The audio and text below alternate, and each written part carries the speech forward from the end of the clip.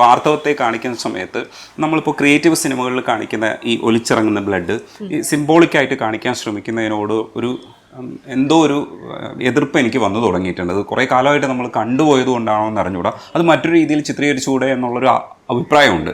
അതേപോലെ തന്നെ അയാൾ അവസാനം കൊണ്ടുവന്നിട്ട് ഈ തീയിലിടുക എന്ന് പറയുന്ന ഒരു സംഭവം, ആ ബ്ലഡ് ആർത്തവരക്തം കൊണ്ടുവന്ന് തീയിലിടുക, ഇത് ഭയങ്കര സിംബോളിസമാണ്.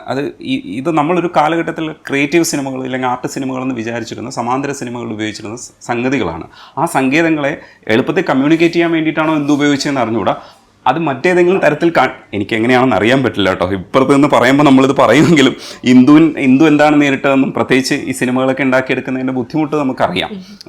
ചുരുങ്ങിയ ഷെഡ്യൂളിനുള്ളിൽ നിന്നുകൊണ്ട് ഇത്തരത്തിലുള്ള കലയെ സമീപിക്കുന്നതിന് വേറെ തരത്തിലുള്ള അതുകൊണ്ട് നമിക്കുന്നത് കൊണ്ടാണ് ഒരുപക്ഷെ ഞാൻ ഹിന്ദുവിൻ്റെ മുമ്പിൽ ഇരിക്കുന്നത് പോലും.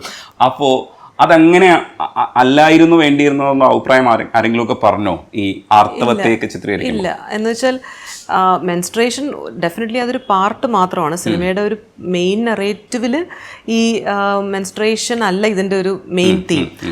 പക്ഷേ ഈ പറഞ്ഞ പോലെ ഈ മെൻസ്ട്രേഷനിൽ ഈ ഒഴുകി വരുന്ന രക്തം എന്നൊക്കെ പറയുന്നത് ആസ് എ വുമൺ നമ്മളെല്ലാ മാസവും കാണുന്ന ഒരു കാഴ്ചയാണ്, അല്ലെങ്കിൽ നമ്മൾ അനുഭവിക്കുന്ന ഒരു കാര്യമാണ്. അപ്പോൾ അതിനകത്തൊരു എക്സാജറേഷൻ ഇല്ല. കാരണം ദിസ് ഇസ് സംതിങ് വിച്ച് ഈ പറഞ്ഞ ചിത്രം ഇല്ലെങ്കിൽ ഈ ഒരു ഇമേജ് എന്ന് പറയുന്നത് ഫെമിലിയർ കൂടിയാണ്. അപ്പം ഒരു സ്ത്രീയെ സംബന്ധിച്ചിടത്തോളം അത് it's A part of her life, ഒരു മേജർ പോർഷൻ ഓഫ് ഹർ ലൈഫിൽ കാണുകയും അനുഭവിക്കുകയും ചെയ്യുന്ന ഒരു റിയാലിറ്റിയാണ്.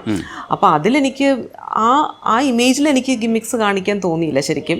അവിടെ എനിക്ക് സത്യസന്ധമായിട്ട് what ever we have seen, what ever we have experienced, അത് അങ്ങനെ ചെയ്യാനാണ്. അത് ഈവൻ അതൊരു ആർട്ടിസ്റ്റിക് എന്നുള്ള രീതിയിലും അല്ല, അതിനെനിക്ക് ഒരു ട്രൂത്ത്ഫുൾനെസ് ആണ് ഞാൻ വിചാരിച്ചിട്ടുള്ളത് ഈ ഒരു ഒഴുകി വരുന്നതിൽ. കാരണം അത് ദാറ്റ്സ് റിയാലിറ്റി. അത് second day or third day of menstruation that's going to happen. അത് എല്ലാ സ്ത്രീകൾക്കും ഫെമിലിയർ ആയിട്ടുള്ള കാര്യമാണ്. അപ്പോൾ ആ ഒരു ഇമേജ് അങ്ങനെ തന്നെ ചെയ്തതാണ്. പിന്നെ ഈ തീയിലേക്ക് ഇടുക എന്ന് പറയുന്നത് അതും ഞാൻ ഞാൻ ബോൾഡാക്കി ചെയ്തിട്ടില്ല. കാരണം എനിക്ക് വേണമെങ്കിൽ അതിൻ്റെ ഒരു ക്ലോസ് എടുക്കായിരുന്നു. അത്തരത്തിലൊന്നുമില്ല. എനിക്ക് ആ ഒരു ഒറ്റ സ്റ്റേറ്റ്മെൻറ്റ് മാത്രമാണ്. ആ ഒരു റിച്വലിനെ ഡിസ്റപ്റ്റ് ചെയ്യുക എന്നുള്ളൊരു കാര്യം മാത്രമേ ഉള്ളൂ. ആൻഡ് ഞാൻ എൻ്റെ ഒരു വായനകളിലും ഞാൻ എൻ്റെ മതപരമായിട്ടുള്ള വിശ്വാസത്തിലാണെങ്കിലും ഇത് ഞാൻ റെഫർ ചെയ്തിട്ടുള്ളൊരു കാര്യം തന്നെയാണ്. കാരണം ഇപ്പോൾ നമ്മൾ പറയുമ്പോഴും ഒരു 2 to 3 years ബാക്കാണ് ഏറ്റവും കൂടുതലും ആർത്തവത്തെക്കുറിച്ച് അത് ഇംപ്യൂർ ആണ് എന്ന് പറഞ്ഞിട്ട് വലിയ രീതിയിലുള്ള ചർച്ചകളും വളരെ പുരോഗമനം ആയിട്ടുള്ള ആൾക്കാർ പോലും പറഞ്ഞ ഒരു കാര്യമാണ് ഇംപ്യൂർ ആണ് എന്നുള്ളത്. പക്ഷെ അത്തരത്തിലുള്ളൊരു കാര്യം ഒരു ആസ് എ ഹിന്ദു, ഞാൻ ജനിച്ചത് ഹിന്ദുവായിട്ടാണ്. അപ്പം ഞാൻ പഠിച്ചിട്ടുള്ളതെന്ന് വെച്ചാൽ ഞാൻ കോൺഷ്യസ്ലി എനിക്കതിനെ അറിയണം എന്ന് വിചാരിച്ചിട്ട് ഞാൻ എൻ്റെ വായനകളിലും എൻ്റെ എഡ്യൂക്കേഷനിലും ഞാൻ മനസ്സിലാക്കിയത് ഇത് ഒരിടത്തും എഴുതി വെച്ചിട്ടില്ല. ഇത് ആർത്തവം ഹിന്ദു റിലിജൻ ഇത് പറയുമ്പോഴും എവിടെയാണ് ഇത് റെഫർ ചെയ്തിട്ടുള്ളത്? ഒരിടത്തും ഇങ്ങനെ ഇംപ്യൂരിറ്റി എന്നുള്ള രീതിയിൽ ഇത് പറയുന്നില്ല, ഒരിടത്തും പറയുന്നില്ല. ഇത് ഒരു കൺവീനിയൻസ് ആണ്, സ്ത്രീകളെ ഒരു മുറിക്കകത്ത് അടച്ചിരുത്താനായിട്ടുള്ളൊരു കൺവീനിയൻസ് ആണ് ഇംപ്യൂർ എന്നുള്ളത്. ഈ രക്തത്തിൽ എങ്ങനെയാണ് ഒരു ഇംപ്യൂരിറ്റി കാണാൻ പറ്റുന്നതെന്നുള്ളത് എനിക്ക് മനസ്സിലായി പറ്റുന്നില്ല. അപ്പം അതൊരിക്കലും ഇംപ്യൂറായിട്ടോ അൺഹോളി ആയിട്ടോ ഒന്നും ഞാൻ വ്യക്തിപരമായി കാണുന്നില്ല. അതിലെനിക്ക് അത്തരം ചിന്തകളിലേക്ക് എനിക്കൊരു റെഫറൻസ് എനിക്ക് ഇല്ല ഇതുവരെ. അപ്പോൾ അത് ഞാൻ അങ്ങനെ തന്നെയാണ് വിചാരിച്ചിട്ടുള്ളത്. ആ റിച്വൽ ഡിസ്റപ്റ്റ് ചെയ്യുന്നു എന്നുള്ളതാണ്. ഞാൻ അതിൻ്റെ ഒരു ക്ലോസ് എടുത്തിട്ടില്ല, അവിടെ ഒരു ഹൈ മ്യൂസിക് കൊടുത്തിട്ടില്ല ഈ ഇടുന്നിടത്ത്. It was just a statement, she did it, അത്രയേ ഉള്ളൂ. എനിക്കത് എക്സാജറേറ്റ് ചെയ്ത് കാണിക്കാൻ തോന്നിയില്ല. അത് ആ ഒഴുക്കിനൊത്ത് പോകുന്ന ഒരു പ്രോസസ്സായിട്ട് മാത്രമേ ഞാൻ വിചാരിച്ചിട്ടുണ്ടായിരുന്നുള്ളൂ. അപ്പോൾ അതങ്ങനെ തന്നെയായിരുന്നു എന്നാണ് വിചാരിക്കുന്നത്. അതൊരിക്കലും സമയപരിമിതി കൊണ്ട് ഒരിക്കലും ഞാൻ അതിൻ്റെ ഷോട്ടിൻ്റെ ഇത് മാറ്റിയിട്ടുമില്ല, കോംപ്രമൈസ് ചെയ്തിട്ടില്ല. കാരണം അത് അങ്ങനെ തന്നെയായിരുന്നു എനിക്ക് വേണ്ടത്. എഴുതുന്ന സമയത്തും ഇത് തന്നെയാണ് വിചാരിച്ചത്, എക്സിക്യൂട്ട് ചെയ്തപ്പോഴും അങ്ങനെ തന്നെ ചെയ്തു എന്നുള്ളതാണ്. ഈ നിളയെ കൂടെ ചേർത്ത് വെച്ച് വേണം നമ്മൾ സ്ത്രീകളെ കുറിച്ച് സംസാരിക്കാൻ വേണ്ടിയിട്ട്. ഇപ്പം നിളയിലേക്ക് എത്തുന്ന സമയത്തും ഇത്തരത്തിലുള്ള ഒരുപാട് സ്റ്റേറ്റ്മെൻറ്റ്സ് ഉണ്ട്. അതായത് സ്ത്രീയെ എങ്ങനെയാണ് കണ്ടുകൊണ്ടിരിക്കുന്നത്, എങ്ങനെയാണ് മറികടക്കേണ്ടത്, ഇപ്പോൾ സ്നേഹത്തെ എങ്ങനെയാണ് പുരുഷൻ സമർത്ഥമായി ഉപയോഗിക്കുന്നത്, നിന്നെ ആക്രമിക്കാനും മറ്റുമൊക്കെ ഉപയോഗിക്കുന്ന സ്നേഹം എന്ന് പറയുന്നത് സ്നേഹമല്ല എന്ന് മനസ്സിലാക്കൂ എന്നൊരു കുട്ടിയോട് പറഞ്ഞു കൊടുക്കേണ്ടി വരുന്നുണ്ട്. അല്ലാതെ മനസ്സിലാക്കാൻ പറ്റാത്തൊരു ലോകത്താണ് നമ്മൾ നിൽക്കുന്നതെന്നുള്ളൊരു അടിസ്ഥാനമാണ് ആ കഥയ്ക്കുള്ളത്. അപ്പോൾ ആ ചെറിയ പെൺകുട്ടിയോട് പറഞ്ഞു കൊടുക്കുന്നുണ്ട്, ഇതിങ്ങനെയല്ല വേണ്ടത്, ഇത് ഇങ്ങനെ ചെയ്യുന്നത് സ്നേഹമല്ല എന്ന് പറഞ്ഞു കൊടുക്കേണ്ടിയിരുന്നു. പക്ഷെ ഈ കാലഘട്ടത്തിൽ ഇത്തരം കാര്യങ്ങൾ കുറച്ചുകൂടെയൊക്കെ മനസ്സിലാക്കാൻ കഴിയുന്ന പെൺകുട്ടികളല്ലേ ഉള്ളത്.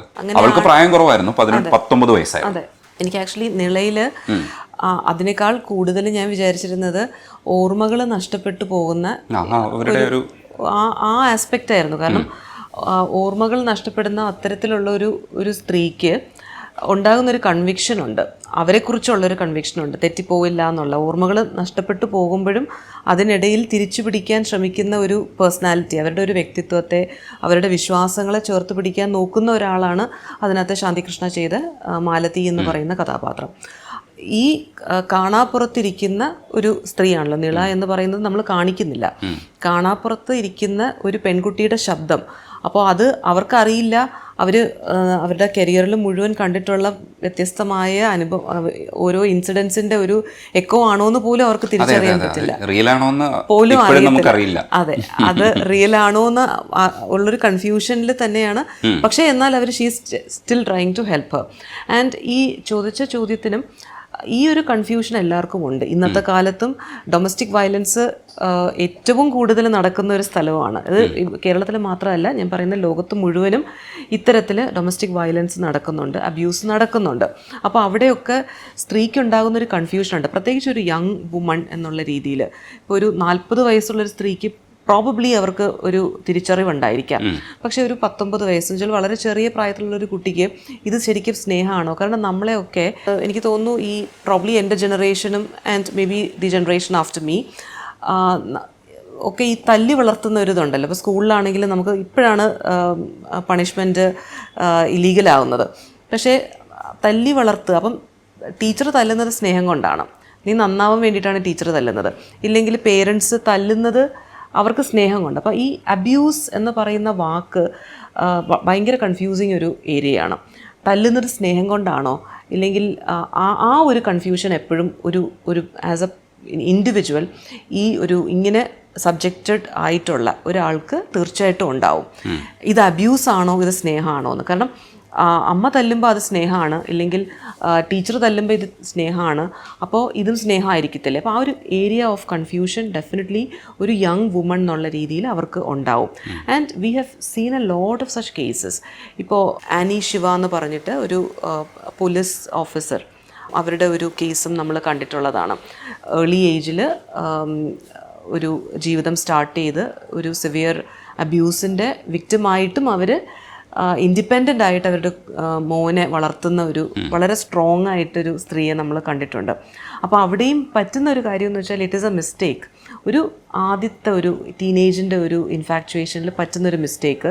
പിന്നെ അവിടെ ഈ ഒരു കൺഫ്യൂഷൻ അല്ലേ വരുന്നത്, സ്നേഹമാണോ, വാട്ട് ഈസ് അബ്യൂസ്, സ്നേഹത്തിൻ്റെ ആണോ എന്നുള്ള ഒരു കൺഫ്യൂഷൻ ഉണ്ട്. അപ്പോൾ അത് എനിക്കതൊരു പ്രീച്ചി ആയിട്ട് പറയാനും തോന്നിയില്ല.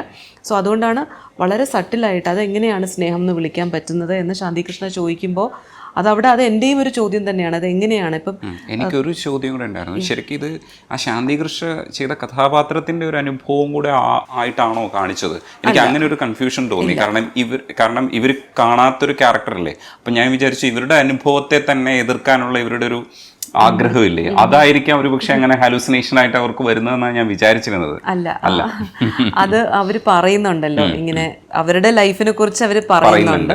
അപ്പോൾ അതിലൊരു വളരെ പോസിറ്റീവായിട്ട് തന്നെ അങ്ങനെ ഒരു ഓർമ്മയിലേക്ക് അവർ കൊണ്ടുപോകുന്നുണ്ട്. അത് ബിജുപാൽ സാറിൻ്റെ ഒരു BGMഉം അതനുസരിച്ചൊരു റെട്രോ ഫീല് കൊടുക്കുന്ന ഒരു മ്യൂസിക്കും അവിടെ സപ്പോർട്ട് ചെയ്യുന്നുണ്ട്. അപ്പോൾ അത് അങ്ങനെ ഒരു ഉദ്ദേശം ഉണ്ടായിരുന്നില്ല.